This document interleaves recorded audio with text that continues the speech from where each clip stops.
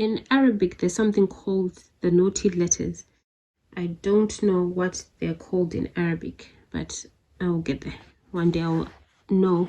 Here it's got what it says in Arabic, but I don't understand that yet. But from previous reading and research, there are some alif, dal, dhal, ra, za, and waw. They don't join with letters that are on their left side, the ones that come after them, but they do join with the ones before them. So in this book,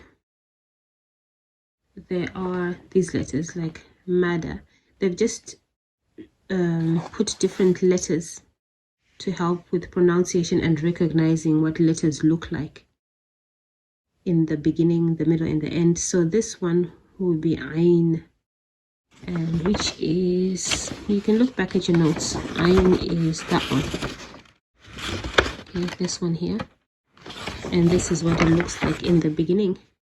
And it is the beginning for this one because it doesn't join to this one before. So it will look like what it looks like in the beginning, not in the middle, even though it will be in the middle. And ha as well, ha, what it looks like in the beginning will be like this because of waw doesn't join to it. So this is practice from just knowing. And then with this knowledge, I always like to go back to the Quran and see if I can spot examples at random. Oh, here's a wa. See, we've got a wa example. Where is it? Let me open again the page.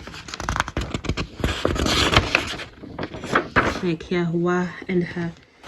This wa does not have a ha after it, but it's a wow anyway. There.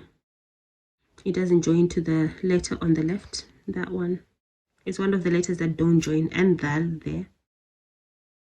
So these are the letters listed somewhere. Where is it?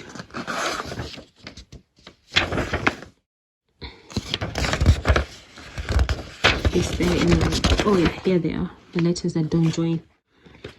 So like I like to reference in the Quran to see what I'm learning and the practicalities of it in examples.